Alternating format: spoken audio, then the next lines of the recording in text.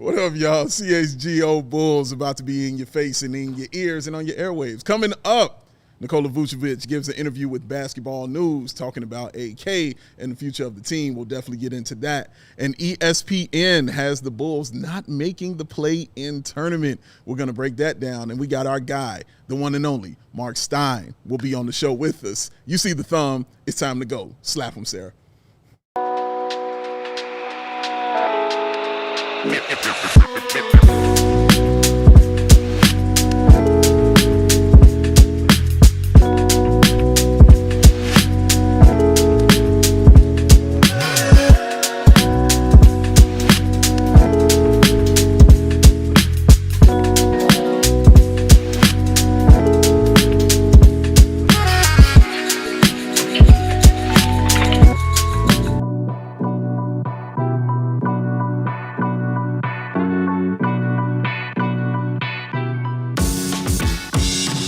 What up, y'all? What's going on? Big Dave, CHGO Bulls. We are now in your face and in your ears and on your eyeballs, too. Hello, people, dogs, cats, babies, whatever you got looking and listening to this. We appreciate y'all. That man over there is Will the GOAT Gottlieb, perfectly coiffed. You see it. For us, please. And the one on the ones and twos, you know her. That is Sarah Bear. Hello, Sarah. Bow, bow.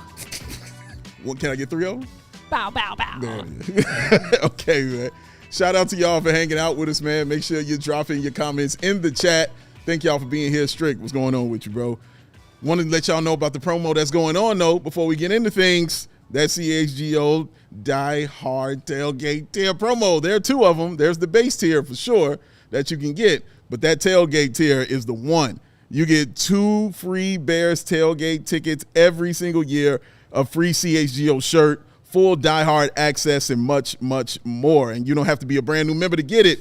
If you're already a diehard, you can upgrade with a pro-rated discount. Just go on and log in, and your personalized upgrade price will appear right on the site. Between that tailgate tickets and the free shirt, that's $175 value. Is that what you're going to pay? Absolutely not. You are going to pay $89.99. Why? Because we love you like that. So go ahead and get that deal. Come hang out with us in the tailgate, which will be happening very, very soon. Football is right around the corner. How excited you are for football, Go? A little less excited now that I just saw breaking news from Adam Schefter. Oh. Micah Parsons to the Green Bay Packers. Don't love that. Don't love that. I'm sure CHGO Bears will break it all down and more, but that is tough. That sucks. That sucks. Yeah, CHGO Bears is going to have to break that down. And speaking of news that sucks and just really sad news that we have to report, as you guys are already mentioning in the chat, our guy Kevin, a.k.a. Shirtless Wonder, has passed away recently. I believe yesterday he passed away. Very shocking. When we heard this news, I personally was just speaking to him a few weeks ago. We used to talk like pretty often. He loved my bucket hats, and so he was trying to get me one from where he works. Shout out to the store. He was trying to get me one from his bar, and he was like, "What size is that?" And I'm telling him the size. I'm like, "I don't think y'all make them that big." He's like, "I don't care. I'm getting you one. All right, you're gonna have one specifically for you, Big Dave." He was very passionate. Like, I just remember when we first were starting to do this, how I would always, call him out, and how you and Matt just thought I was insane because I kept talking about this dude with no shirt on.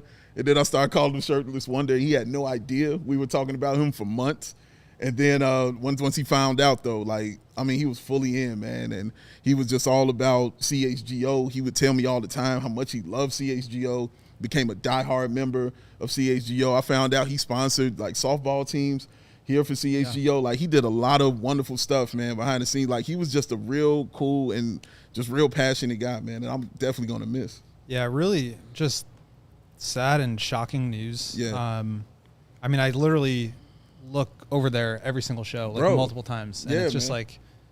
I always see him hanging out there. It's going to be weird not having him. And I met him a couple of times. He introduced himself to me at a Bulls game on the concourse. I was walking at halftime to go get my computer charger or something. Yeah. And he was like, "Will, hey, just wanted to say hi." And I was like, "Hey, nice to meet you." And he's like, "It's Kevin." And I said, hey, Kevin, how are you? And he's like, no, it's shirtless. And I was like, oh, my God, shirtless. And we talked for a few minutes, but just really sad. I don't know exactly, obviously, the context and circumstance and all of that, but I hope and wish the best and sincerest condolences to his family or, whoever else is around him and with him. Just really sad news. And yeah, I'm glad that whoever it was, I can't remember exactly, let us know on Twitter, just because like we wouldn't have found out. But yeah, somebody who like crazy story to just like realize you were being referred to as Shirtless Wonder on a show on YouTube, and then not only to like somehow learn about that, but to play into it and like be kind of a part of the show. So just really, really sad news. Yeah, he definitely enjoyed being a part of the show. He used to tell me that all the time, like just how much he enjoyed the show. Like he would get in the chat, and chat with the people up there. Yeah, he made his like little avatar, like a shirt with an X to it. Yeah, it sure was, man. Like he was just a good dude, man. Like, and you're right. Even yesterday, before I even found this news out, I found myself looking over there. Yeah. Like, yo, I ain't seen him in the minute. Like, where is he at? Like, I kept saying that. Like, he would walk out there, like grilling, or I mean, he came out there recently with an easel. Yeah. And started sitting there just so he could paint. Yeah. Like, he's just like that stuff. He would send me pictures of him just watching the game from the balcony, and he heard me one time say Shirtless Wonder doing Shirtless Wonder things. And that became his theme. Like, he would send me that all the time, like, and just show me stuff that he was doing. But he was just cool to talk to and just a great person to know, man. So very sad news to pass along, man. We'll definitely miss you, but we would definitely carry on in your memory, my friend. For real. All right, let's move on to talk about the Chicago Bulls and this news of Nikola Vucevic and his interview that he just recently had with Basketball News. As we said, Vuce is overseas right now playing for Team Montenegro in the FIBA Eurobasket 2025. They just lost their first game, but Vuce had a really great game. Hey, Julia. He had a really great game. And he had an interview also with Basketball News. And he touched on a lot of different kind of things, man. I want to start let's start at the beginning first. Let me just start how it went, where they talked about his relationship with AK. I want to start there. He said it's been very good. We have good communication. He has always been pretty open with me. Even just a couple weeks ago, when the buyout news came out, he actually texted me to tell me not to worry about it, not to read into it. I've known AK for a long time. When I did my pre-draft workout, he was with Houston and took me out to dinner for an interview. So I have known him for a very long time. That was honestly news to me. I had no idea that he knew him like that. And it makes sense as to why AK kind of coveted him, as far as like, no, dude, I want this guy on my team, because AK, when he sets his sight on a player, he definitely is going to go get it. Yeah, and it also just like, I think sets the like groundwork or like lays the context of the personal relationships here, which I actually know means a lot to Arturas. Like he, I think, really values that, and he wants to have good relationships with the players.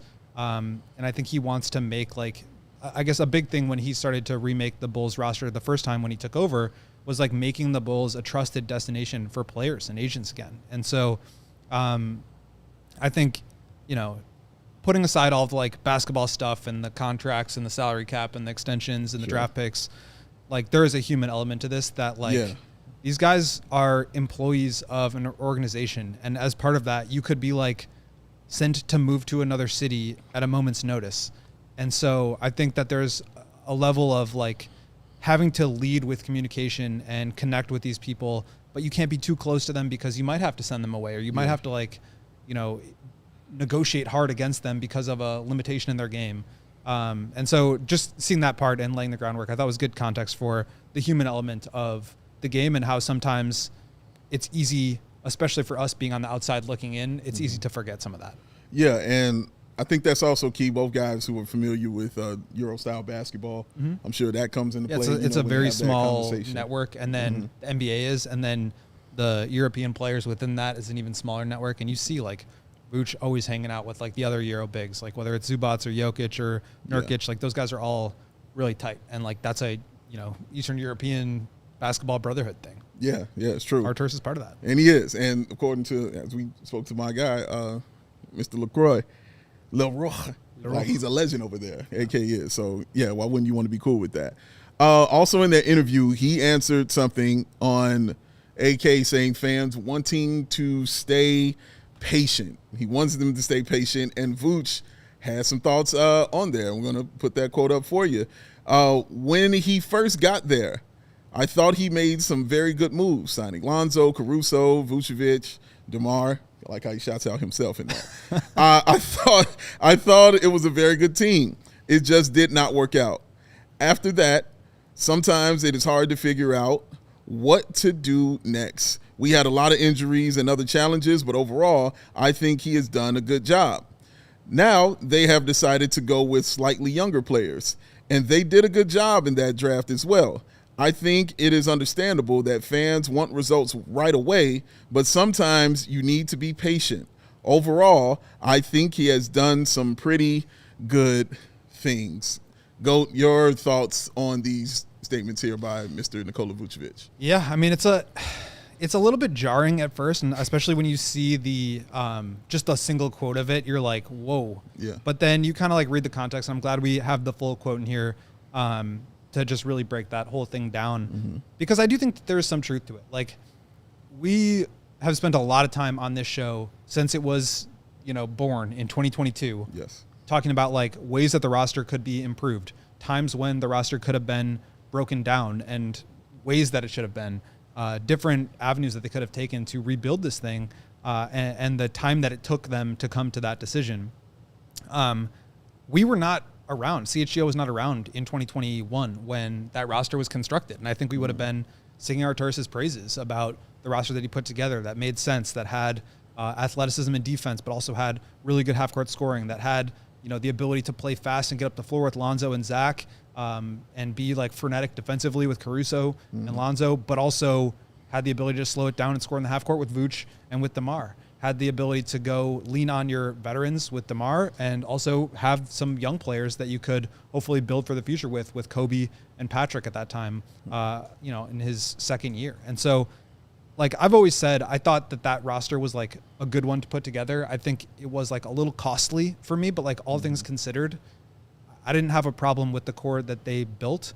To me, everything has just been about like the period of inactivity when there should have been the start of a transition happening to overhaul this roster. And I think Vooch is in some ways right that like fans do need to be patient. I've talked about this a little bit, where it's just like, yeah, it's a frustrating thing to hear Arturas ask for patience after 3 straight seasons where you win 40, 39, and 39 games and have 0 playoff games. Yeah. Like that's a hard thing to hear.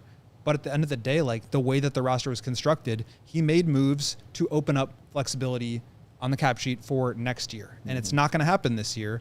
But if he didn't make some of those moves, it would have actually been 2 or 3 years once you got off of Zach and once you, got off of some of these other contracts. So there have been moves that have started to happen to open up flexibility for there to be some more activity and action in next summer's offseason. And so I think that will be like the true test of, are these guys capable of putting together a roster again? Because for the last several years, it's just been a challenge. You've had, severely impacted cap sheet with Zach, with DeMar, with Alonzo's $20+ million of effectively dead money. You're paying all these guys. You're above the cap, but below the luxury tax, which is a hard cap for you. Yes. You can't go over that. You are unwilling to make trades to get draft picks to reset, but you have no assets or flexibility to be able to add to your roster. So like, where could you end up other than stuck in the middle? And for me, like, I guess that's not an excuse, because like, I think you just have to make some tough decisions and sell guys off.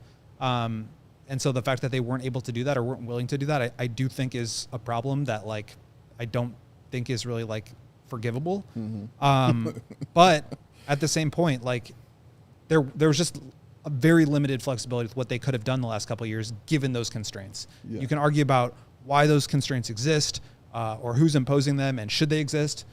But the reality is they did. And so as a result of that, what do you do? And the answer is not much. You hope that you can get your own draft picks back. You hope that you can hit on those picks. You hope that you can make some moves around the fringes. You hope that you can develop some of the young players on your roster. And they just haven't really been able to do that at a high level because there's just been so little flexibility. And so I get the the sort of willingness to give Arturas some time here. And I think just, speaking in terms of the cap, he's going to need to, but I do also think there's a lot of context there that this comment is missing. Yeah, and I would like to dive into that context, and I shall.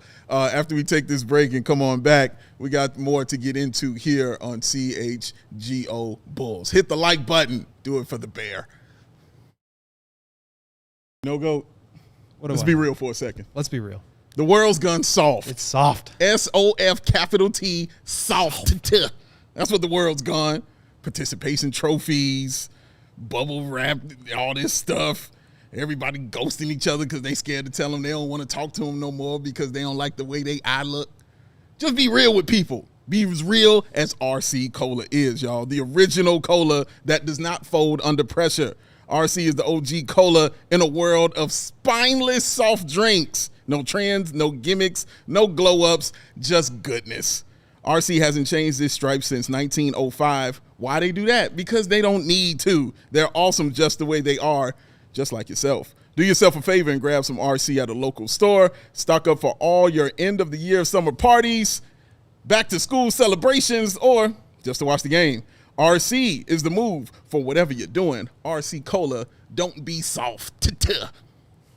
You know what Big Dave hates more than things that are soft? Being hot, sweaty, and sticky. And that's why he's always got his baby, his air conditioning unit, his portable with him at all times. And that's why he loves our friends at Four Seasons Heating, Air Conditioning, Plumbing, and Electric, because they've been serving the Chicagoland community for over 50 years. And guess what, folks? Now is the time to get your air conditioning checked out. And also, you might want to get your heating checked out because winter is coming quick, and Four Seasons can help you with AC installation, maintenance, and repair. We all know it's been a brutally hot summer, and it will be a brutally cold winter, so make sure you check them out. They've got expert technicians that always give reliable service, and they don't charge more when it's service during nights, weekends, and holidays. Save up to $4,000 a month on new comfort systems with Four Seasons, new AC units from $39 a month, and AC furnace combos from $57 a month. Trust your local experts at Four Seasons Heating, Air Conditioning, and Plumbing and Electric. Visit fourseasonsheatingcooling.com for all their special offers and money-saving coupons. That's fourseasonsheatingcooling.com. Rolling along with your CHGO Bulls, Big Dave, Will Gottlieb, Sarah on production. Bow. Put the stank on it. You got to put the stank on it. I like it. Thank y'all for hanging out with us, man. Make sure you're hitting that like button for sure, man. I do not want to send Sarah and Katie after you. Trying to do y'all favors out here, all right? Make sure you're hitting that like button. Make sure you're dropping your comments also in here. We were talking about the Vooch interview in the last segment here. And you mentioned, there are some context that is definitely being left out of the conversation. And for me, that's an understatement for sure. There is a lot being left out. When he said we had a lot of injuries and other challenges, that phrase, other challenges, is doing a lot of heavy lifting right here. And then it's just he's skipping a few years. And I understand why. And he's right. I agree with him when they first made this trade, and I agree with you. When all these trades were first made, I was over the moon. I was very happy about it. I was with all of it. I was praising AK, man. I was like, let that man cook. Let him do his thing. This stuff is going down. This is amazing. And I just felt the Bulls were going to be finally a good basketball team. And they were. They were a good basketball team. They were the best team in the East for the first half of the season. They were awesome to watch. And it was so much fun. Then and he's right. Injuries occurred. You lost Lonzo. He went down, and then the train of injuries just kind of kept going. Zach was never really, truly 100% healthy. He got to points where he could play stints and things like that, but he was always playing with something, whether it was a finger, whether it was a knee. It was something always kind of going on with the attackery of young Zachary. But it's about what was being done in between that and to where we are now. It's where a lot of that stuff is being left out. I don't have to run it down for y'all again. I don't even want to make y'all sad like that again, sad and angry like that again. But you know what was done. We saw what was happening. What always would bother me was the arrogance in which AK would speak at that time about it. Hey, just watch and see what we do. Do all this stuff. We got it like that. And then, nothing, like absolutely nothing being done. And that's what was incredibly upsetting, especially for me, is you're trying to tell me about something, and then I see no action, just words. It was no action and just straight up words, and trying to stick with what you were doing out there, which wasn't working. Like hitting your head against a brick wall again and again and again, and you're like telling everybody, like, no, this time it's going to crack. Maybe you should put a helmet on. No, I don't need it. It's about to crack this time. Like, bro, this is a solid brick wall. Don't do it again. And they do it again. And then again after that. So that was what the frustrating part was. So, and even now, I understand the point that you're getting these younger players in here and you're trying to, do a whole different style. And we've sat and I've definitely sat and gave Billy credit for doing a complete 180 of the offense in half an off season, I should say, of changing from a team that was just DeMar DeRozan kind of based and then becoming a run and gun where it didn't matter who was going to be the guy on the team, doing whatever needed to be done. It was just it needed to get done. It was great to watch, and it was a fun team to watch, especially with that second half of the season. But, man, it felt like it was a thing that they did a year too late and something that should have been done previously, and they could have moved on from something like that. I want to emphasize, Dave, I'm sorry to cut you off. No, go ahead. Like, the year too late thing. Like, I think we've said that a lot. Yeah. And even just now, you're, like, saying it, like, almost glossing over it. It's like they were completely willing to waste 2 full seasons. They were. And they, like, completely blend together in my mind now because it was just, like, the same thing for 82 times 3. But I'm looking back here. They lost in the first round of the Eastern Conference playoffs in 2022. Mm-hmm. Okay, they won 46 games that year. During that year, Billy Donovan, it was my first year on the beat. Okay, Billy Donovan was talking about, we know there's some things that are not going to be sustainable with how we're playing right now. Right. We're getting a lot of game winners from DeMar DeRozan. Correct. Our numbers under the hood are not really reflective of a team that is performing at the level that we're doing at. That was 2022. Mm-hmm. Okay, Lonzo is out. Heading into that season, sounds like they don't know if he's going to compete again. Mm-hmm. But they left the door open. They did not shut him down in full. So, okay, if you're being as generous as you possibly can, you give them that year, sure. Right?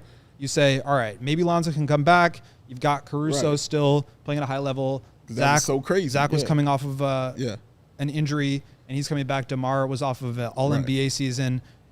I think a lot of people could have seen what was coming, and made the tough decision beforehand to get ahead of it. Yeah. But at the end of the day, I'm not going to kill them for not making any changes ahead of that season. Sure. At the deadline, Lonzo's not coming back. You know where you are in the standings. You probably could have made some changes then. Yes. That's a reasonable time to start doing it. Mm-hmm. They don't do anything. The next off season, they still don't do anything. Okay, so you have the 40-42 season, you lose in the play-in to Miami. You don't make any changes. And then you go into the next season and you don't make any changes. And then at the deadline, you don't make any changes. And then you go through the rest of that season and you lose to the Heat again. Mm-hmm. And then you still don't make any changes. Yep. And it's the willingness to completely throw away. And I understand it's a challenge given their limitations, the restrictions that they had, both in terms of what they're allowed to do from ownership's perspective and what they can do from a cap perspective. But the willingness to just throw away 2 full seasons. Yes. I mean, to me, that's just that you cannot defend that. And so even if you think that the Bulls are on the right track right now, which I think is debatable at worst. Yeah, for sure.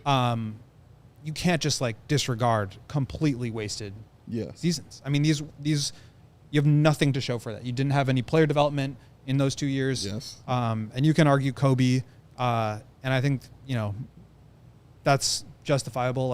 I'll concede that. But there wasn't any foundational development towards young players becoming the next iteration of this roster for 2 full seasons. 2 full seasons. And then, I just think that's hard to justify, even if you feel like they're on the right track now, which again, I think is debatable. Yeah. And being on the right track, to the end of the point I was making, the track seems like it was selected for them.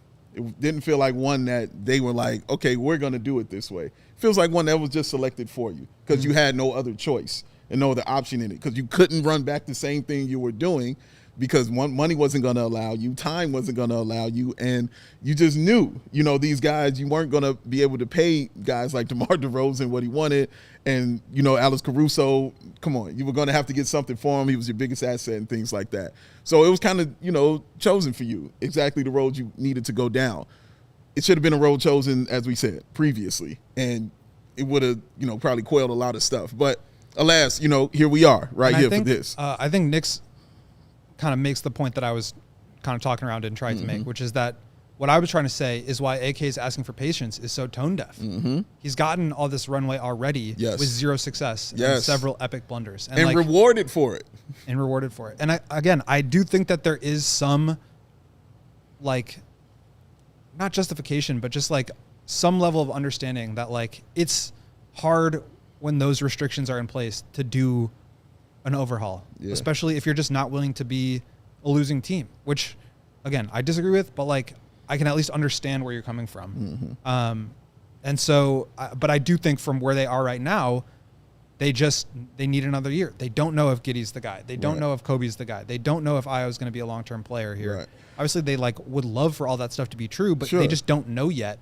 And given the way that their cap is, you've got $84 million coming off the books next year. They do need this year to be an evaluation year. But what's frustrating about that is that last year was supposed to be the evaluation year. And the year before that should have been when they started to tear this down. And if they had just done that on time, then they would already know the answer to some of these questions. You'd be ahead of the game, ahead of the curve, man. And still, again, feels like it was chosen for you. And I think it assumes that the fan base is not going to understand a rebuild. And I just don't And I completely disagree with that. I just don't agree with that.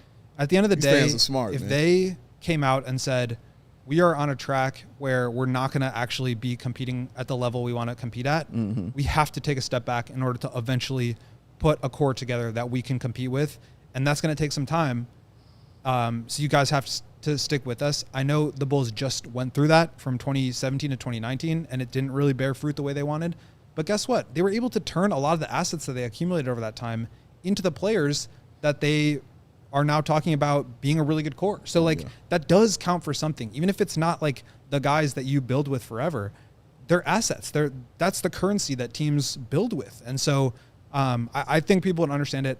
Obviously it would suck to have to go through that again, but at a certain point it's okay, the last 3 years you've been fake competing and then starting to overhaul the roster. Now you're in evaluation and you're still doing that. In another year, you're going to pay Giddey and then you're going to give that a couple of years. And let's say that doesn't work. Now you're resetting after 10 years of just being stuck in the middle. At a certain point, you just have to rip off the Band-Aid and take your medicine and go through the hard times. But prolonging that just doesn't make it any easier. No. And the point is that it's a sunk cost. The time is gone. You have to just move forward now using the best information and the best resources that you have. You can't just tiptoe around, well, for the last couple of years, it's been tough, so we're not ready for that yet. You just have to do it. Yeah, got to go for it, man. Also, just to finish up, on his future of wanting to be here in Chicago, Vooch in an interview said, yes, of course. I mean, it has been good for me there. We'll see. I have one more year left with them, so we will see what happens if I stay or if something changes. But, yeah, obviously, I would love to win in Chicago. Yeah, that just sounded like, That's player speak. And I will say it tracks with how he approached that question. In exit interviews, he said a very similar thing. Look, he's a 34, 35-year-old. I'm not sure exactly what. Former All-Star player, obviously incredibly talented player, but his prime window is closing. And he wants and deserves to win he absolutely in the NBA. Deserves and to I think that's why the buyout stuff never really made sense to me. He's good enough to win in the NBA. And we can talk about this on the other side with our guest coming in. But I think it tracks. Ultimately, it's not his decision if he gets traded.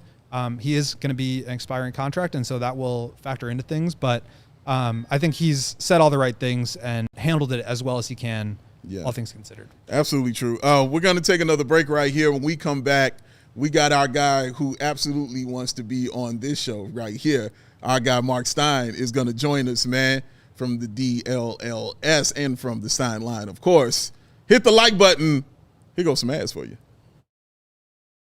Ray Chevrolet in Fox Lake is slashing prices on new cars and giving you big savings all month long. Come in today and shop the new car clearance event. You can check out their selection of over 125 vehicles priced under $20,000 with Chicago's largest inventory of Chevys. You will find the perfect vehicle for you. And as one of the top selling Chevy dealers in the Midwest, they're able to keep their prices competitive, like the Bulls, so you know you'll always get a great deal. Plus, Raise Price Promise lets you shop confidently because the price you see is the price you pay. Visit our partner at convenient location on Route 12 in Fox Lake, and don't miss out on their new car clearance event going on all month long. Shop Ray Chevrolet in Fox Lake or raychevrolet.com. They've been serving the community since 1963. Amazing. Together, let's drive. Sarah, what time is it? Game time. Who? Oh, she on it. College football season is upon us, ladies and gentlemen. Football is about to be all up in your face and your grill. That means, guess what? The tailgates are going to be happening. That means when you're at the tailgates, you're going to want to go to the game where there's 50,000 people jam-packed rooting for your favorite college team. But alas, how do you get in there at the last minute? You hit Game Time. That's what you do. Get those last-minute tickets for those last-minute prices, y'all. And you will know those prices up front. Those fees are included, ladies and gentlemen. So you know what you're going to get. They got the zone deals. They got the favorites. They got the seat views. They got the low price guarantee and the Game Time ticket coverage, which is the most flexible customer service policy in the ticketing industry. So take that guesswork out of buying tickets with Game Time. Go ahead. Download Game Time app, create an account, and use that code CHGO. Get yourself $20 off your first purchase. Terms apply. Terms apply. I said CHGO. Get yourself $20 off your first purchase. Terms apply. Terms apply. Download Game Time today. Game Time ticket app. Go. What time is it? Get them. CHGO Bulls rolling along with y'all, man. Thanks for joining us. Make sure you're hitting that like button. Oh, we got our guy coming on the show, and it seems like he needed to be here, and he wants to be here. And guess what? We got proof of that. Give me some proof. Give me some proof. Give me some proof. Play that proof. Hey, what's up, DLLS Mavs Nation? It's your man, Kevin Gray, alongside Mavericks beat writer Tim Cato, Mavericks analyst Bobby Carell, and a very happy National NBA Insider Marc Stein. We, of course, are DLLS Mavs, your favorite guys coming to your favorite team. Literally every single day, specifically. Pat, Gottlieb, Big Dave, come save me, man. Well, it is here. Salvation is here and right here in your face, y'all. There is our guy from the Stein Line. Make sure you're reading that on his Substack. The one, the only, Mr. Marc Stein. What's going on with you, friend? Guys, great to be with you. Long overdue. Just enjoyed a wonderful array of reads at the 30-minute break. You guys are in mid-season form, but most of all, and I'm doing my best. Most importantly, you guys start your show at 4 p.m. as it should be. As it should be. Not noon. Not noon. These guys, they don't understand. They just, like, my mornings are a circus. I'm barely getting in there, barely making it. So, yes, I was, I spent the first few minutes of Wednesday's show just talking about how much I love CHGO and your 4 p.m. tip-off time. Well, it sounds like the city of Dallas is no stranger to making big trades. So if you ever want to come on down, I'm sure we will make something I was just going to say, I was just going to say, I could get a text any minute that I'm required to join the DLLS emergency pod because Micah Parsons just got traded. So in less than 7 months, the city of Dallas has watched Luka Doncic and now Micah Parsons get traded. How would you react? What would be, I don't know what would be the Chicago equivalent, and what would you guys be saying? The comparison I just thought of is when the Bears traded for Khalil Mack. Yeah. So, like, I don't know. I can't imagine being on this side of that. It would be trading Caleb, right? I mean, it would. I mean, that's it. Like, yeah, which just would not happen. Maybe pre-crawl. And listen, yeah. I know my lane. The Cowboys in the NFL is not my lane, but all we've been told for weeks and weeks and weeks is Cowboys won't trade him. I mean, we don't know how this saga is going to end, but it's not going to end in a trade. Well, guess what? It just ended in a trade. Yeah, it's crazy, man. And then you send him over to our biggest rival, which is awesome. Yeah, thanks. So for that. yeah, thanks for that. That's oh man, yeah, it's a bad time, but I don't think they love the pack here either, from my limited knowledge. Man, Then why help him out? Like, it's all bad. It's all bad, man. But, hey, we still going to move along because the Bears are actually a good football team. But let's talk about the Bulls. Let's talk about the Bulls right now. We just were talking about Nikola Vucevic. He just gave an interview over with Basketball News while he's over there, playing EuroLeague ball. He talked about AK and his relationship with him. He talked about, fans, staying patient and things of that nature. And he talked about how he wants to still kind of be here, but he said it in a way that I hear all NBA players say it. Let's see what happens. Of course, I want to be here, those kind of things. Just your opinion on Vuce, because I know you definitely are a huge Nikola Vucevic fan. So just your opinion on Vuce, and does he finish this season with the Bulls, or should we be looking at that around the trade deadline that he may be making a move?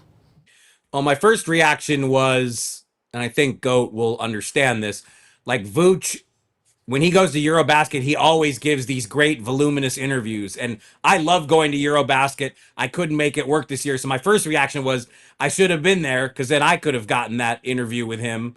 And, he'll take any question and talk about anything. I think he wants to be in Chicago. I think that's very real. I think he also understands he's not in the ultimate control here. The reality is, I can't remember the exact last time I was with you guys, but I'm sure we covered this ground. I mean, he's on an expiring deal at a shade under $22 million that I still see as very tradable. So I think he knows it's not fully in his control. And there is every chance that something will materialize, that the Bulls' phone will ring and there will be some kind of pitch that they've been resistant to this point, but might want to do later. So, I mean, is Vooch gonna? I can't tell you today if Vooch is going to be a Bull start to finish next season. I mean, I see that contract as pretty tradable, and he had a tremendous season last year when you look at his offensive production. And as we've talked about many times before, he's not going to win the shot blocking title, but rebounding is part of defense. And if you have Vooch on your team, he's going to get you 10 rebounds. That's what he does. Yeah, I'm honestly interested to see how this goes from a value perspective, because I think, like, part of me feels that if the Bulls had opportunities to trade him last year, they for a price point that they felt comfortable with, they would have. Mm-hmm. But I just don't know that those teams or those deals were out there for them. And so I wonder, I mean, maybe it'll be an injury and another team kind of swoops in. He's obviously talented enough to really help a team, but I do think there has to be the right team out there that fits his style of play and that can absorb that contract, which I don't think is like a gross overpay, but it's hard for teams to take in $20 million. It just is. So that'll be something. Look, any trade in this climate with these luxury tax aprons is difficult to some degree, but I don't see an expiring deal of sub 22 mil as some super onerous contract. And again, he is a very productive player. You could make the case he should have been an all-star last year, or certainly could have been an all-star last year in the East. And as we know, big men are, making a bit of a comeback, and every team does want and need size. So, yeah, I just think it's way too soon in the process to really project how that's going to turn out. But with that contract, he is very movable, and I think he's been around now a long time. He's been in the league more than a decade, and he knows that the phone could ring, and it's not going to be in his control. If the Bulls do get an offer that they like, they're not going to ask him, hey, do you want to stay? They're going to do what they want to do. Yeah, and obviously the Bulls have this in the balance still. They've got Josh Giddey hanging in the balance still. But I'm just kind of curious, like, your general sense of the restricted free agent market and how Giddey kind of factors into that, but also, like, are some of these guys holding each other up? Like, is the Giddey hold up in some ways Jonathan Kuminga or Quentin Grimes?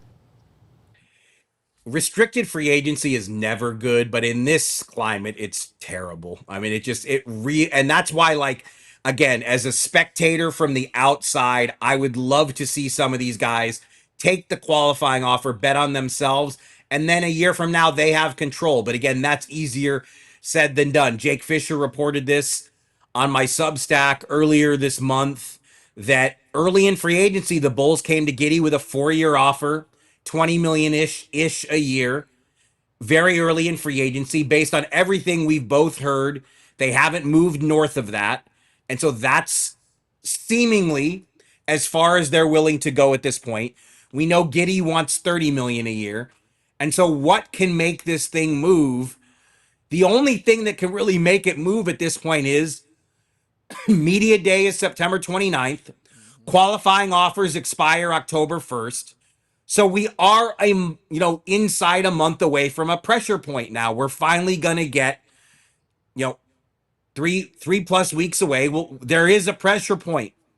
And, we'll see if the Kumingas and the Giddeys of the world are willing to do a qualifying offer, which again, it sounds great in practice, but the Warriors have a 2-year deal out to Kuminga in the $45 million range.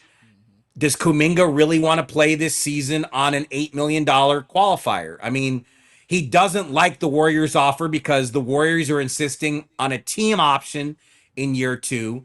And then Kuminga would be a 1-year bird on a deal that only has 1 guaranteed season, which means he has the right to block trades for a year. And the Warriors are saying, we will only do the trade if you waive your consent to trade rights. It's not a full no trade clause. It's often described that way. It is not a no trade clause. It is a 1-year consent on trades that, you're known as a 1-year bird. Because if Kuminga did the 2-year deal, he would only be under a guaranteed deal for 1 year. When you sign a 1-year deal with the team you were on the previous season, you get this implied no trade clause is probably the better way to put it. And so Kuminga will have to decide, is it better to take this 2-year, $45 million deal that I don't want to take, or should I take the qualifier? And Giddey, I mean, the way Giddey played the second half of the season, if he has the gumption to take the 1-year qualifier, and his qualifier is $11 million, all the other restricted free agents, Quentin Grimes in Philly, Cam Thomas in Brooklyn, Kuminga, all 3 of the other main restricted free agents, their qualifier is less than $10 million. So Giddey's would be a 1-year, $11 million deal. Can he convince the Bulls, I'm taking this unless you make your offer better? And that's where that's really the only thing that can change this from my seat. And we're probably still a good 3 weeks away from that happening. Man, we're talking about Sam Vecenie from his Game Theory podcast, and he had what I called a nuclear option for Josh Giddey, which was basically to sit out some games, not sign the qualifier or anything like that, but basically sit out some games, because that way he would have some kind of leverage over the Bulls, because the Bulls don't want to tank. They want to win games, and with Josh Giddey not being on the floor, it could definitely affect that. Do you think that's something Josh Giddey should be looking at, or are you just like, nah, man, like either that qualifier or sign this deal? In all candor, I haven't even contemplated that possibility. I didn't see that take from Sam, but this is going to be resolved one way or the other by October 1st. I mean, the qualifier, that really forces a decision to me. So if I had to forecast, I think either there will be a change in there will be some fresh negotiations and a new deal that gets hammered out in advance of October 1st, or Giddey takes the qualifier. And I think it gets settled before they get, to the regular season. Yeah, I mean, at this point, we just are looking for resolution, because we've been talking about this for like 2,000 hours already. Yeah. Do you guys? Do you guys do this? I mean, is it a 5-day-a-week subject for you guys? Not necessarily. Probably 3 days a week. Yeah, I was gonna say 3 or 4 for sure. Yeah, but it's something like it's fascinating to me though, like in a way, to watch Giddey operate in this way, and I don't think he's doing anything wrong. Like, he wants what he wants. His agent wants what they want, and that's what they want. And the Bulls, I don't feel, are doing anything wrong by saying, no, bro, you have no leverage. This is where we're going to meet you. I'm just curious about who's the first one to actually take a step. So how will you feel? How will you feel if he takes the qualifier?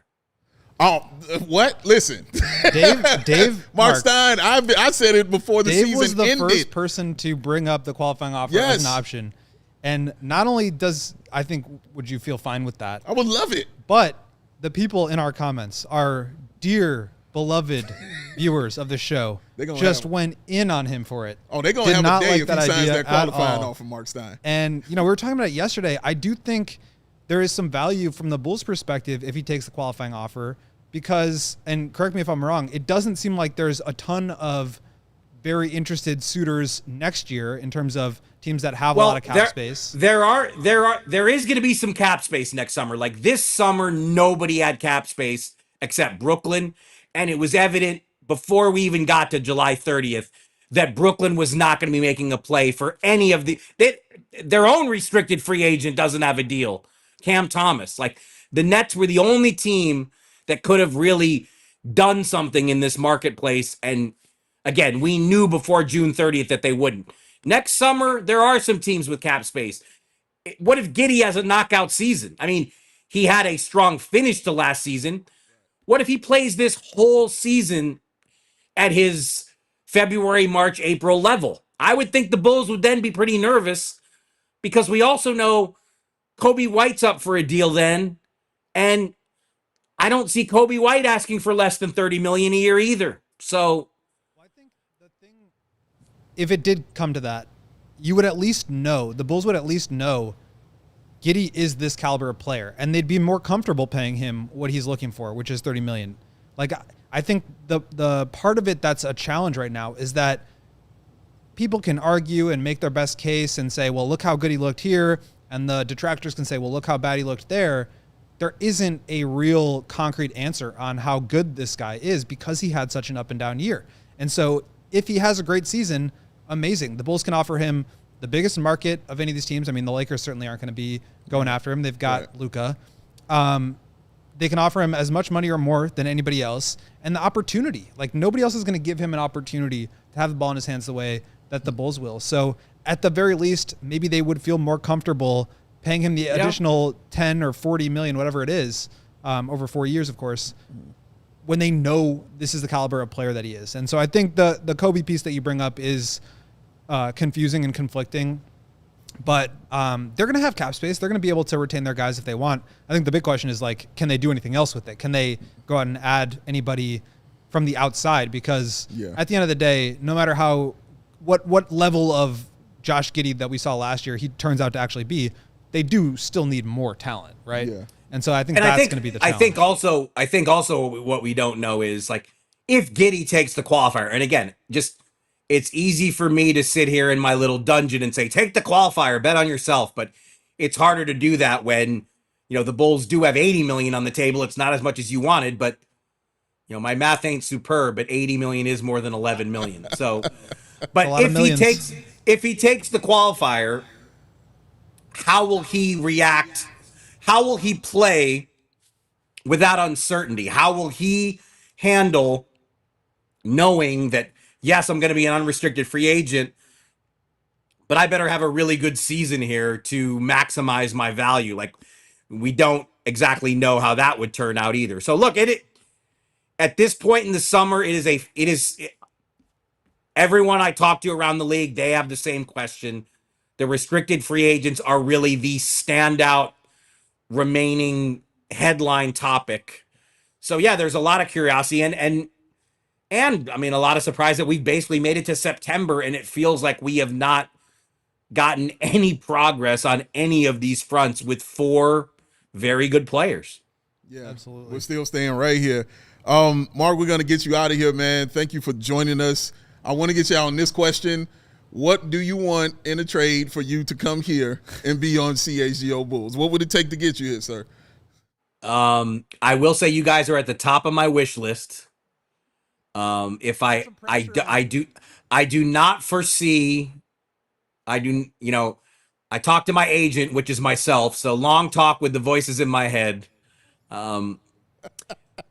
Mrs. Stein does not want to relocate. So I would say the likelihood of a trade is very slim. Has she tried deep dish pizza though? No, she is a fan of Chicago. She went there on many business trips that we still talk about many, many years later. But I think we're as much. Look, I told you guys. I'm still like I just want to. I got to get in there. Come in studio. Italian beef tour. Like all of that is long overdue. But I think we are probably going to have to settle for these virtual visits. But your guys' 4 p.m. tip-off time. Believe me, it gets mentioned often. My significant envy of starting at that hour. It doesn't work for the rest of our squad, but for me, it would be glorious. I had to try. And it won't be the last time. I'll be talking to my agent, the voices in my head, trying to come up with something new for you, man. But make sure you're reading his Substack on the Stein line, ladies and gentlemen. That is the one and only main man, Marc Stein. Thanks for joining us, Marc. Be good, guys. Good to be with you again. We will do it again soon. Definitely. Man. Thanks, Stein. Always great to have him, man.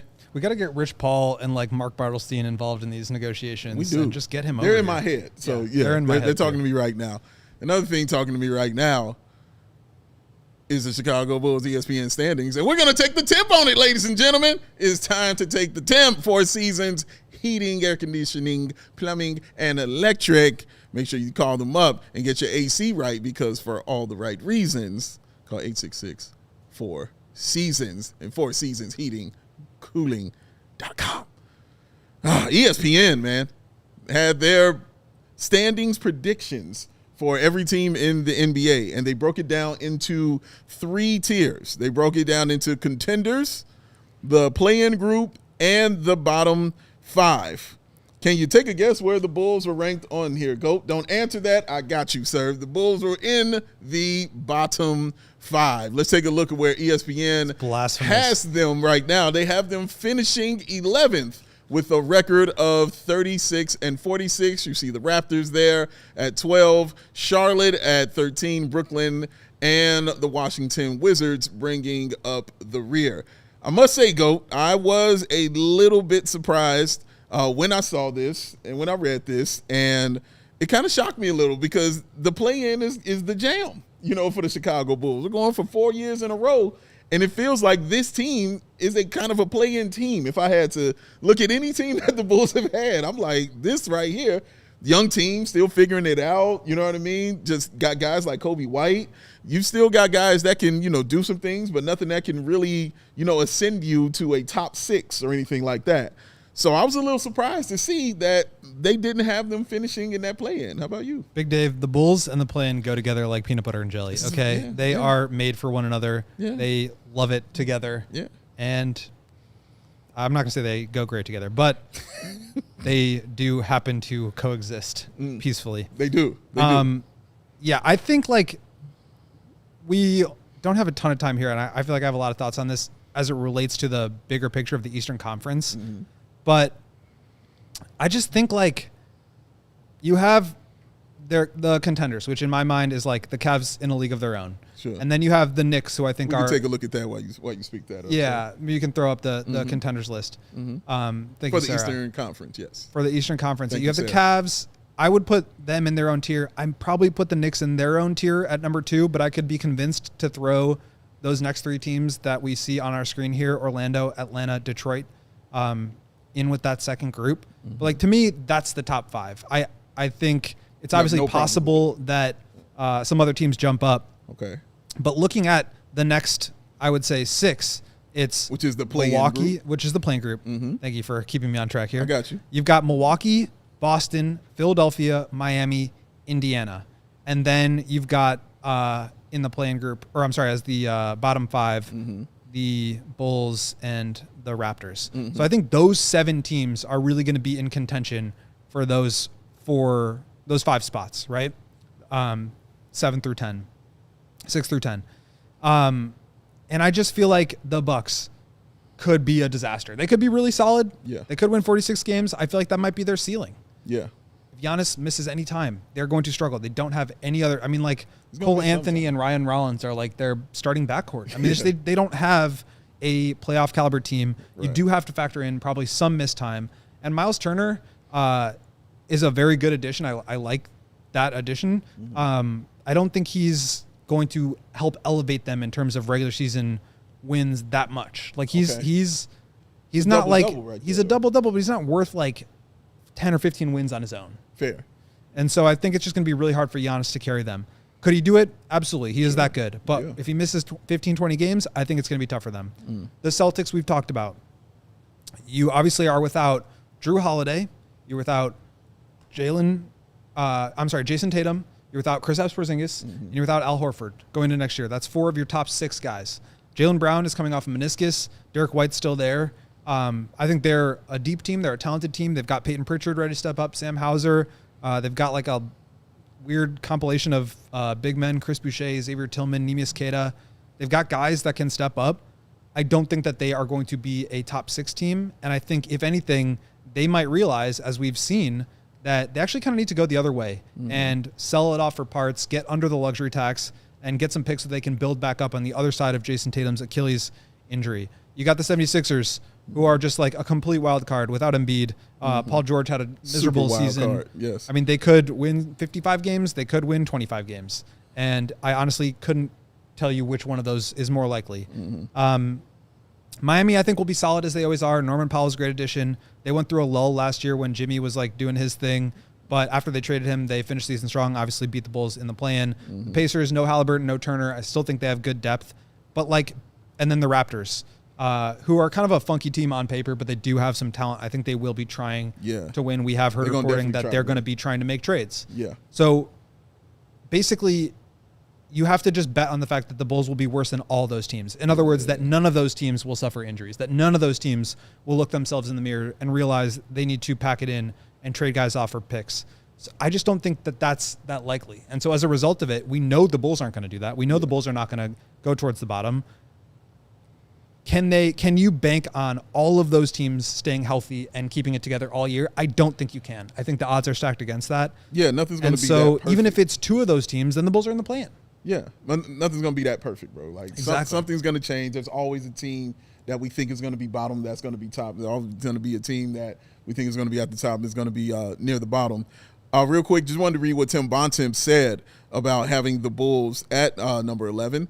He said he basically put them together. He said it's 2 teams at a crossroads. The Bulls and the Hornets both have talented players who are approaching their primes. You know, Josh Giddey, Coby White, LaMelo Ball, guys like that. Some long-term hopeful building blocks, of course, like Modest and Noah. Nipple shot out, and rosters that could wind up fighting either for a play-in spot or a spot near the top of the lottery. And I think that's perfectly said. Like, they could definitely be fighting for it, and I could see them not making it, or I could see them right in that play-in, maybe 9 or 10 seed. If some teams, get injured or some crazy things happen, like we've seen happen before, it could happen like that for the Bulls. But it's so much chance, for the Chicago Bulls this year, more so than it was last year, or even the previous year. Like, it's just so much going to be up to chance for this team. Let's take a quick look at the Western Conference and see what they had. You take a look at the contenders. They have Oklahoma City Thunder winning 64 games. They've got Houston finishing 2nd, Denver 3rd, Minnesota 4th, Clippers 5th, and the Lakers at 6. I do not see the Lakers being in that top 6, bro. I don't see it. You know what I mean? I don't see it. Maybe they get some guys. Who do you see jumping them? Well, let's take a look at the play-in crew that they have for the Western Conference, and that's the Golden State Warriors. I see them in that position. The Dallas Mavericks, that is definitely a sleeper team for sure, depending on how well they play and when Kyrie kind of comes back. Kyrie's the big. Yeah. San Antonio and Memphis, though, again, 2 teams that could move up. Like, both those teams could really move up. Maybe more so San Antonio than Memphis. I still feel Memphis is kind of resetting since they made this trade for Desmond Bane. But, yeah, San Antonio, when you got a guy like Victor Wembanyama, you got a chance to move up. Let's take a look at their bottom 5.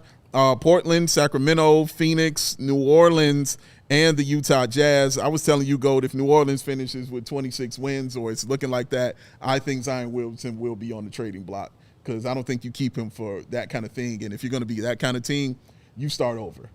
I know this isn't really the point of this exercise, but like the lack of self-awareness from the Pelicans to trade away an unprotected first-round pick that will be the better of their own and Milwaukee's, 2 teams that have disaster potential in a conference where 13 teams are trying to be and are better than them. And the Bulls could have that pick. Bulls get that pick. They can happen. We got that pick.